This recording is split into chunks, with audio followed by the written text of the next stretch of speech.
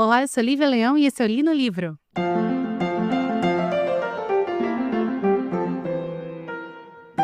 Gente, ainda tô um pouquinho rouca, tá?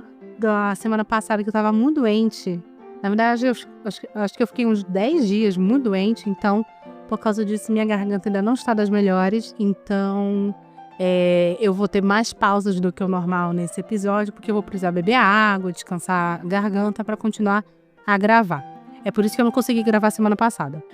E antes também que eu entre no livro, eu também preciso dar um segundo aviso. Se você é pai de pet, talvez este episódio seja muito sofrido, tá? E eu não estou falando assim, você tem um gato, você tem um cachorro, você tem um periquito. Não, estou falando de ser pai de pet.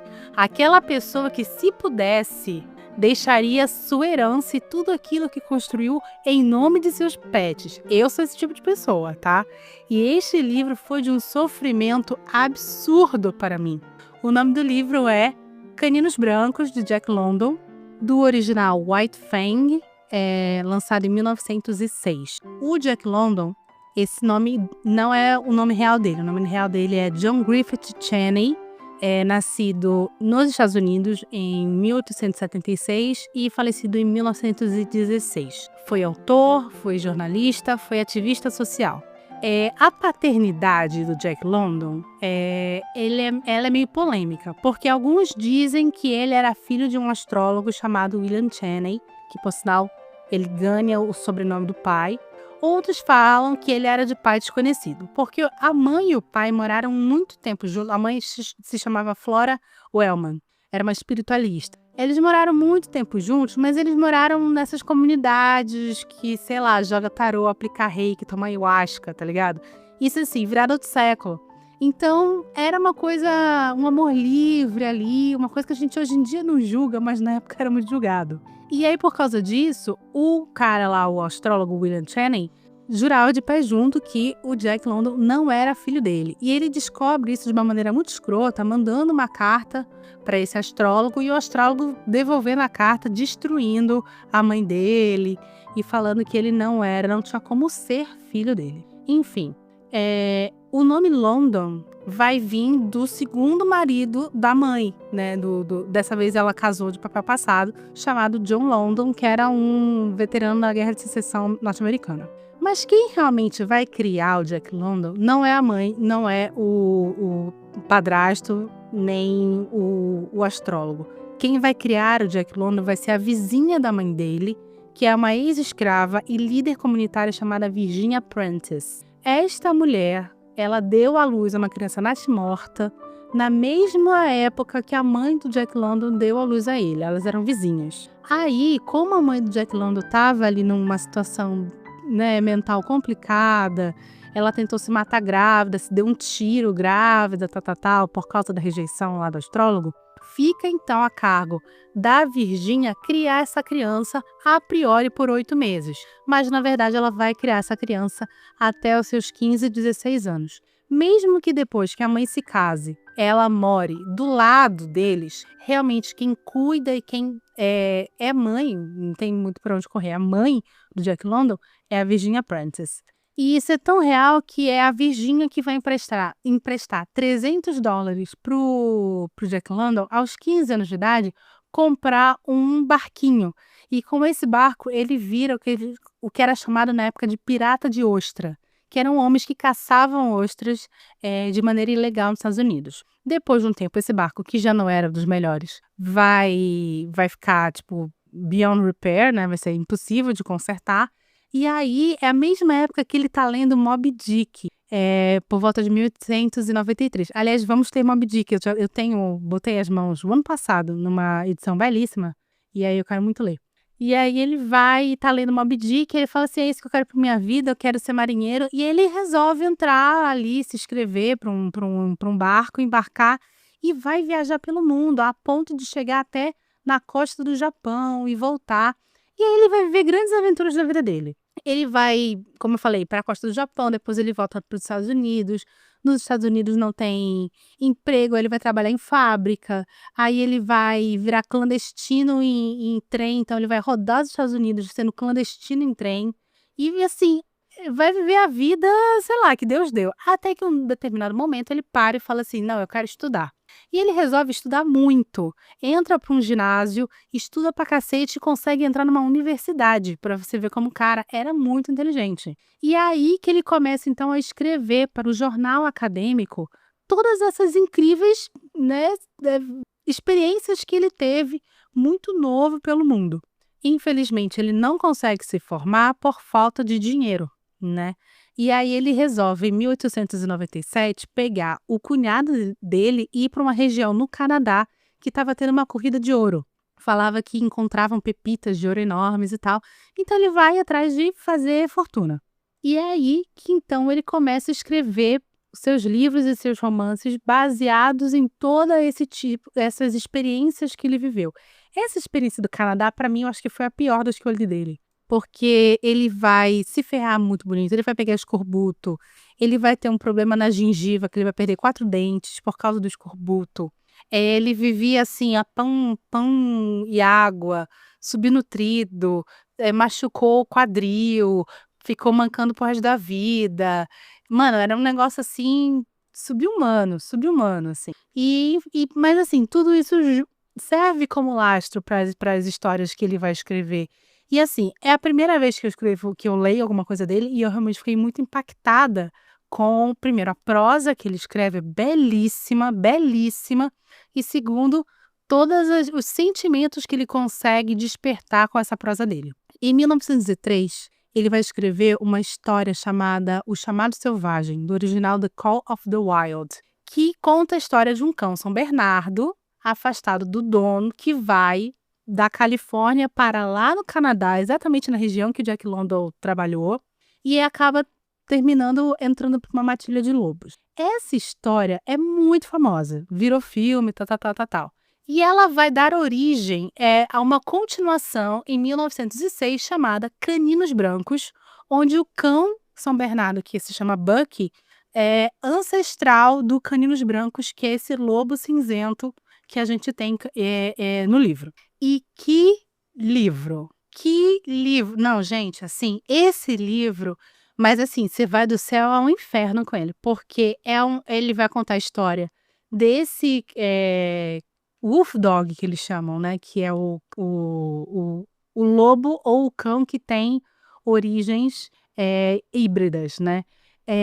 Mas a gente tem aqui um animal que nasce na floresta, nasce no mundo selvagem e depois, aos poucos, é domesticado. Ele começa efetivamente com um grupo de homens sendo perseguido, 2 homens, na verdade, sendo perseguidos com sua matilha de cães de trenó por uma matilha de lobos. E é muito bem feito, porque aí você tem a matilha de lobos sendo pega, aí eles sendo pegos, aí você vai para a segunda parte, que é a matilha dos lobos. Aí você tem uma loba que está sendo disputada, tá no cio, está sendo disputada por outros lobos ali, até que um deles, que é o caolho, vence, e ela tem então com ele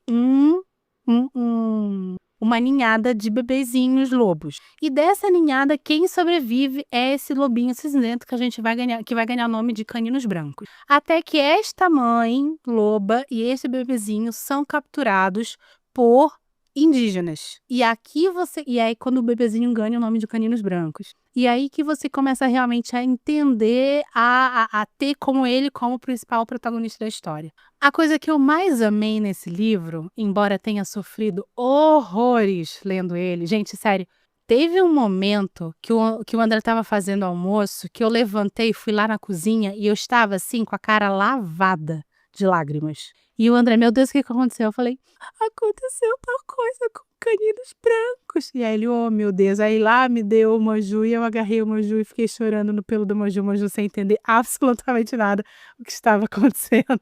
Então, mas a coisa que eu mais adorei nesse livro é porque ele tem uma coisa que me lembrou um pouco uma obra que eu tive contato recentemente, que foi o filme Flow, do gatinho preto lá que ganhou o Oscar de melhor animação. Eu assisti esse filme, né, de uma maneira ilegal, na virada do ano, e depois a gente foi assistir no cinema, porque coisa boa a gente vai assistir no cinema. E aí, Uma coisa que me despertou muito e me deixa muito emocionada também nesse filme é como, através de animais não antropomorfizados, o que para mim é muito importante. Eu não sei vocês, mas eu estou saturada de animal que canta, animal que fala, não dá para mim, desculpa Disney. Não rola mais para mim, eu não consigo mais ver esse tipo de filme. E então são animais não antropomorfizados, mas que através da sua jornada e através da sua vida fala muito com experiências humanas, com sentimentos puramente humanos. E aí fica o grande questionamento que eu acho que é talvez o objetivo do Jack London. Seres humanos não são animais também? Todos nós não pertencemos a Wild? Wild eu falo porque o contato que eu tive com esse livro foi num audiobook que era uma tradução direta do Monteiro Lobato. Então, no Monteiro Lobato, ele não traduz wild como floresta, selvagem e campo. Não, ele é wild. Então, é esse que fica o questionamento. Não somos todos animais, então nós não todos pertencemos a essa grande vida selvagem que foi traída por nós. É muito foda. Não, esse livro é muito foda, principalmente porque isso fica muito claro depois que a mãe e o filhotinho são encontrados por esses índios. E eles são, então, começa um processo de domesticação desses animais. E aqui vira filosofia pura, que eu vou parar, porque eu vou precisar contar este livro até o final, eu vou precisar falar muito sobre ele e sobre as coisas que acontecem após essa domesticação, e aí eu não tenho como continuar sem spoiler, tá bom?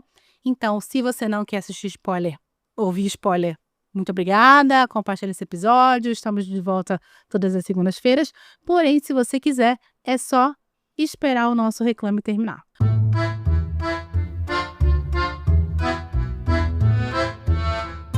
Opa! Já já o episódio continua. Mas antes, queria te lembrar que o Li no Livro é um podcast independente e sem patrocínio.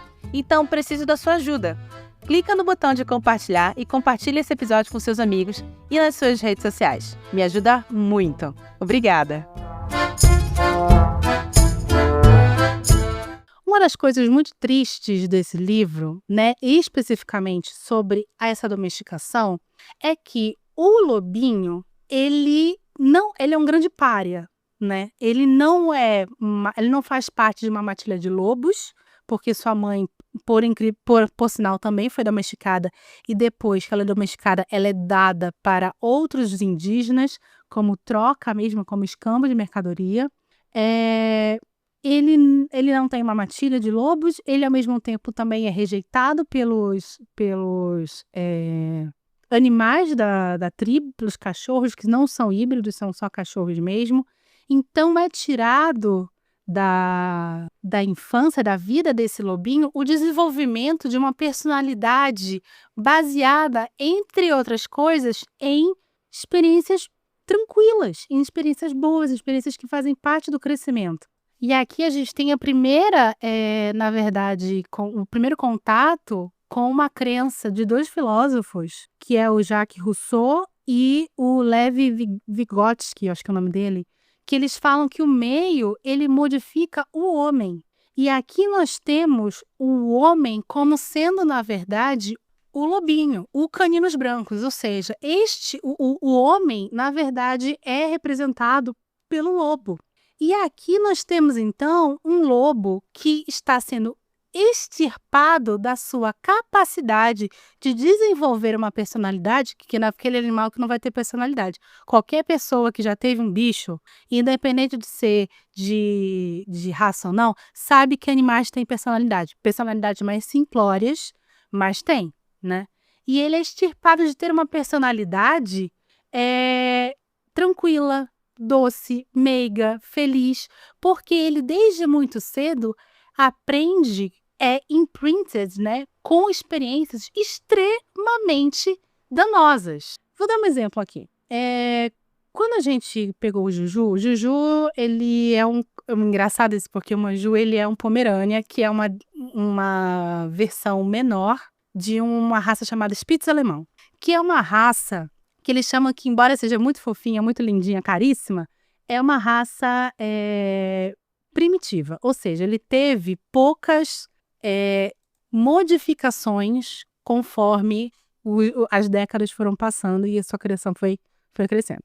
Tanto que, assim, atualmente ele está sofrendo uma modificação que está vindo da Ásia, que ele está perdendo um pouco a carinha de raposa, que é para mim, a coisa mais linda dessa raça, é a cara de raposinha, para vir com uma cara mais de ursinho. Então tá tendo agora um cruzamento, uma modificação do padrão da raça. Mas o padrão da raça Spitz é ter uma cara de raposa, e isso foi conseguido durante décadas e décadas e décadas de engenharia genética, que é algo que acontece muito em termos de criação de raças, e essa engenharia genética tentou manter ele o mais primitivo possível. Então, é um cachorro que ele tem uma pelagem muito densa, porque ele é um cachorro que ele descende diretamente de lobos.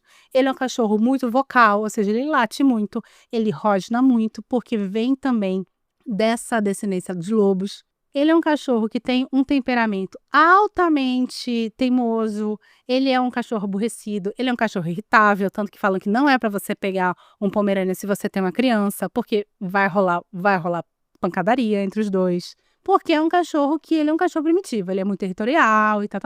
E o Manju, ele é exatamente assim. E quer saber? Eu adoro isso. Eu adoro meu cachorro ser desse jeito, não tem problema nenhum com ele não gostar de crianças, por exemplo. Mas por que eu tô falando isso? Porque faz parte da educação do animal, do cachorro, você fazer uma coisinha chamada socialização, que é quando você tá com seus primeiros, até os 5, 6 meses de idade do cachorro, você tem que expor o cachorro às mais diversas experiências possíveis. O Jack London fala isso no Caninos Brancos, que ele fala uma hora, ele é um bebê, ele é um filhote, então ele é movido a o medo do desconhecido e a curiosidade do desconhecido também. É como o animal vai se relacionar com o mundo. Esses primeiros meses são fundamentais para isso. Só que o Manju, ele é um cachorro da pandemia. A gente pegou ele em 2020... foi dezembro de 2020. Então, ele é um cachorro que ele não saiu, ele não fez a socialização dele. Um belo dia, eu estava assim, a gente estava saindo da pandemia, eu estava tentando correr atrás do tempo perdido, e eu e o Manju estávamos na rua. E aí, nós fomos cercados por um grupo de crianças, porque não sei por que cargas d'água as mães deixam as crianças andando pela rua na Vila Prudente. Fomos cercados por um grupo de crianças, e essas crianças tentaram arrancar o Manju da minha mão. O Manju, ele ficou com tanto medo que ele se mijou. Tadinho, bebê de colo. Ele não ficava no meu colo na época. E aí, o que aconteceu foi que, a partir daí, o Manju criou um trauma e ele odeia crianças. Ele detesta. Ele tem, assim, literalmente, não pode se aproximar nenhuma criança dele. Seja de colo, seja maiorzinha, crianças não podem se aproximar do Manju. Isso traumatizou eles profundamente. Nós temos várias situações assim aqui no Caninos Brancos. Inclusive, o Caninos, que é o lobinho, ele odeia criança também. Ele não gosta que dê risada dele, porque ele percebe que toda vez que fazem uma maldade, é o barulho que se segue a ele. Uma maldade, ou seja, algo que se codifica como dor, né? Tem uma hora que o índio que tá domesticando ele e a mãe, pega um fogo e coloca pra ele, tipo, morder, lamber a brasa, e ele obviamente se queima muito, e aí todo mundo ri, então ele começa a desenvolver esses traumas. Ao mesmo tempo que vai se desenvolvendo uma coisa nele que nós já vimos em outro livro, que é A Ilha do Dr. Moreau. Ele, aos poucos, começa a ver o homem como um deus. Porque o homem, ele ao mesmo tempo que dá, ele pune. A gente já viu isso lá no Ilha do Dr. Moreau, quando a gente tem aquele lance do o Deus com açoite, aquele com açoite, né? Que é aquele que pode punir. E aí eu te pergunto, quantas religiões punitivas nós temos na humanidade hoje? Religiões que estão ali mantendo seus fiéis baseados em dogmas punitivistas, que olha, se você não fizer isso, você vai para tal lugar quando você morrer. Olha, se você não fizer isso, você vai cair doente, entendeu? Então, por isso que eu falo que esse livro, ele é fabuloso, porque o Jack London vai usar essa criatura, esse lobinho que começa a beber, a gente acompanha os ancestrais dele e tal, como uma grande alusão à própria humanidade. E aí eu fico pensando, porque ele escreve isso baseado nas experiências que ele viveu lá no Canadá. Aliás, o livro se passa na maior parte no Canadá, durante essa corrida do ouro. Então eu fico pensando o quanto o Jack London também não se sentiu animalizado, né? Não sei nem se essa palavra existe, passou a existir agora. Quanto ele não se sentiu um animal naquele tipo de condição onde a gente não precisa ir para o Canadá nessa época de corrida por ouro. A gente tem isso nos garimpos ilegais, por exemplo, onde você não tem uma lei, onde, sabe, é literalmente um local selvagem, onde o mais forte ganha, onde o mais forte vence, e o pobre do lobinho precisa aprender isso muito rápido, muito cedo. E isso tudo mais louco ainda, sem antropomorfizar essa criatura. Existe um momento ali que ele vai reencontrar, por exemplo, a mãe dele, mas ele não consegue se conectar com ela, porque o Jack London fala, na sua prosa fabulosa, ela é uma loba, ela não é feita para se lembrar de filhotes de ninhadas passadas. É muito foda, gente, é sério, é muito louco esse livro, ele é maravilhoso. Aí ele vai também falar sobre como a domesticação desse lobo não tornou ele apenas um pária, né, entre os seus índios, né, na tribo onde ele foi acolhido, mas ele também vai contra a sua própria natureza, quando ele é amarrado em trenó numa organização diferente de uma outra organização que tem de amarrar trenó, onde o líder que puxa o trenó, na verdade, está sendo perseguido pelos outros. Então, quando eles chegam nos locais e os cachorros são desamarrados, eles tentam atacar o lobo, porque, na verdade, o lobo é uma grande presa para ele. E ele é um lobo, na verdade, está muito acima fisicamente daqueles cachorros, então ele vai contra a própria natureza, ele tem que se negar à própria natureza. Cara, é muito foda, é muito foda. Ao mesmo tempo, ele vai desenvolvendo esse gostar, ele fala isso muitas vezes, esse gostar a respeito do castor branco, que é o seu dono, entre aspas, né, dentro da tribo indígena, que é um homem muito violento, mas ao mesmo tempo é um cara que dá comida para ele, entendeu? É uma lealdade baseada naquilo que dói menos, né? Então não é baseada em felicidade, em amor e carinho, sim, naquilo que dói menos. Até que aparece uma figura nesse livro, que é uma figura horrorosa, chamada Beauty Smith, que é um cara péssimo, que ele é um cara com com deficiências físicas, e é dito que essa deficiência física, dentro desse meio selvagem do Canadá, altamente, acho que é noroeste do Canadá, se eu não me engano, onde eles estão, onde nada cresce, nada vive, onde ele é muito humilhado pelos outros homens, então ele satisfaz a sua alma como humilhando criaturas menores. E que criatura menor vai ser essa? O lobinho, que agora já é um lobo adulto, que vai ser adquirido desse cara através de um esquema horroroso, que ele vicia o castor branco em bebida, faz com que o índio se torne uma criatura alcoólatra, e através disso ele consegue comprar o lobo, o Caninos Brancos do índio. E ele coloca o Caninos Brancos simplesmente para ser cachorro de rinha. E é uma coisa assim, e aí, cara, eu já tava destruída. Eu já tava assim, eu tava no audiobook, e aí eu tô fazendo um treino muito pesado para recuperar da época que eu tava doente, né? Então tô fazendo um treinão pesadaço de 1h30 só de cardio, mais a musculação, que é mais 1 hora. Então, tipo assim, 2h30 na academia todo santo dia, assim, meio Graciane Barbosa, só não tô comendo 40 ovos.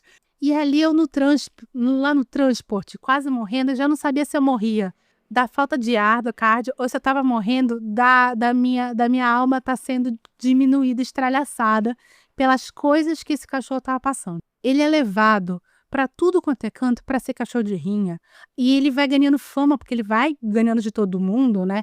Botam ele para lutar contra a Lince, botam ele para lutar contra 3 cachorros ao mesmo tempo. Ele tá dormindo lá coitado, sendo super maltratado, ele tá dormindo, vão lá, cutucam ele com força para ele acordar, e todo mundo vê como ele é um um bicho brabo.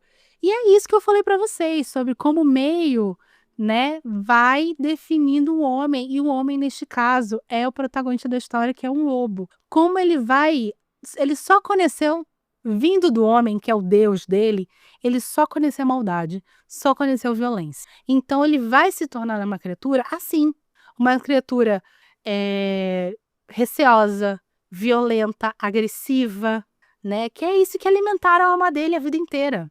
Até que a gente tem uma situação horrorosa que leva ele para lutar contra um bulldog, que é um dos primeiros bulldogs que as pessoas nunca tinham visto aquele animal, um bulldog americano. E aí ele meio que quase perde desse bulldog porque ele tem um problema ali na hora da luta e o bulldog consegue agarrar nele. E ali não abre mais. Não abre mais a mandíbula do animal. E ele começa a perder sangue, até que chega um puxador de trenó e um cara, que é o Scott, que salvam ele. Manda todo mundo parar, dá um sermão em todo mundo e pega e fala assim: quanto tu quer ser a porra desse cachorro? Pro Bill Smith. E o Bill Smith fala: não tá vendo.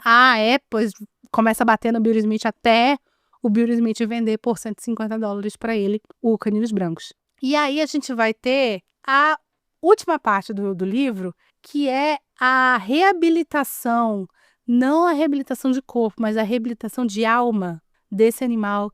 Eu vou chorar, peraí, gente. Voltei. É a reabilitação da alma desse animal que, pela primeira vez, estava tendo um tratamento, entre aspas, humano, né? Entre aspas, humano. E é muito louco, porque foi aí que eu comecei a chorar loucamente. Porque uma coisa é você ler e ter contato com obras onde os protagonistas sofrem, né? A vida é sofrida pra cacete. Todo dia a gente tem que matar um leão por dia. Alguns leões maiores, outros leões menores. Algumas pessoas têm ferramentas para matar esses leões, outras pessoas têm que ir com os dedos mesmo, com a unha. Mas todo mundo tá no mesmo balaio, né? Ninguém tá realmente... Só o 0,7%, as 140 mil pessoas, tá? Não vou falar que não ia falar sobre política, não li no livro. Mas enfim, só, né, o 0,7% que é muito, muito absurdamente privilegiado. Mas se você não faz parte disso, realmente todo mundo tá fudido, todo mundo tá ferrado e todo mundo tá no mesmo balaio. Então, o sofrimento, a gente bebe todo dia quando a gente acorda. Todo dia. Alguns mais, outros menos. Mas todo dia a gente bebe quando a gente acorda sofrimento. Claro que quando eu tenho um protagonista que é um animal, eu, que já falei, sou mãe de pet, né? Eu escolhi não ter filhos na minha vida, mas eu não escolhi não ter amor. E o amor na minha vida é em forma de 2 animaizinhos, Viola e Maju.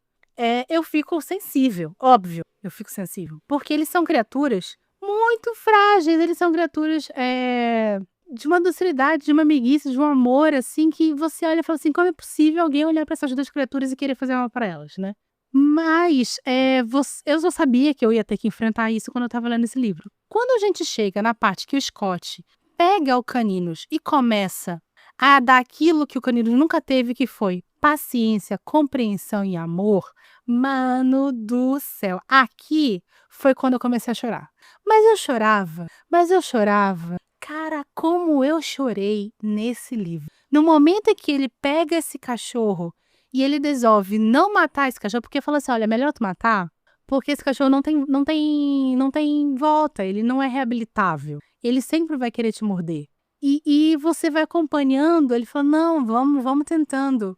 E o Canino, sem entender, por exemplo, como eles jogaram uma carne para ele e não bateram nele quando ele tentou pegar a carne. Como, por exemplo, ele detestava a mão do homem porque a mão sempre era para bater e pela primeira vez a mão foi sobre fazer carinho. Cara, que coisa linda! Mas ao mesmo tempo foi um choro de alívio pelo protagonista, mas foi um choro também que estava represado de todo o sofrimento que eu li até ali.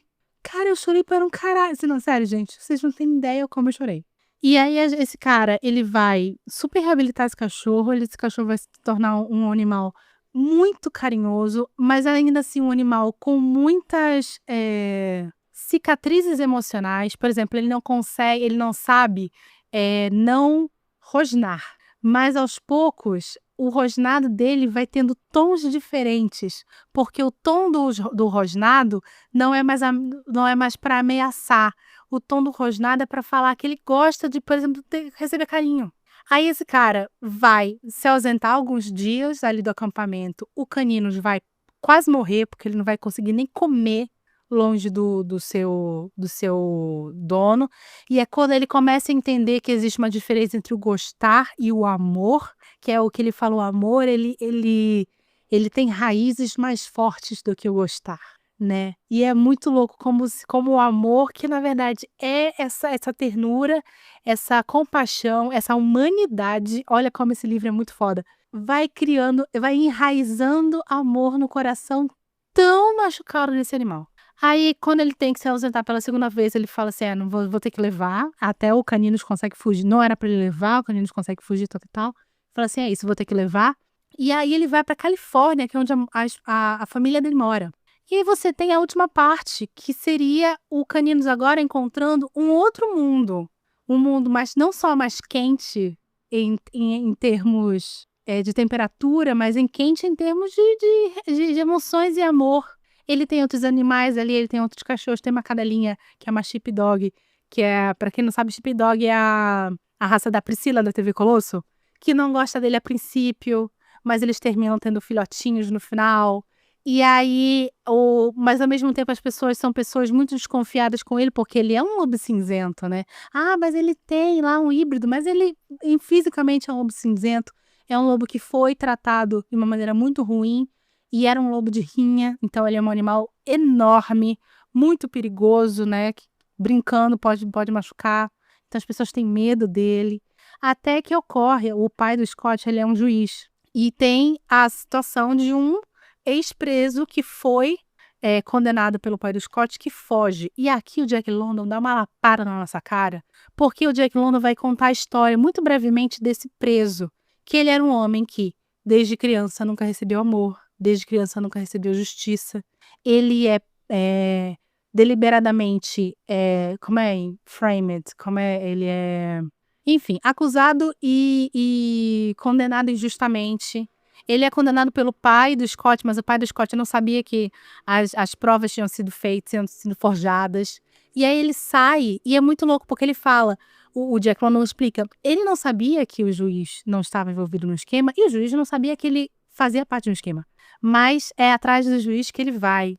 E é muito louco ele falar isso, porque eu já estava no finalzinho do livro, o André estava do meu lado. E aí, nessa hora, eu já estava ouvindo em alto, porque eu já não estava mais conseguindo ficar tanto tempo com o fone de ouvido.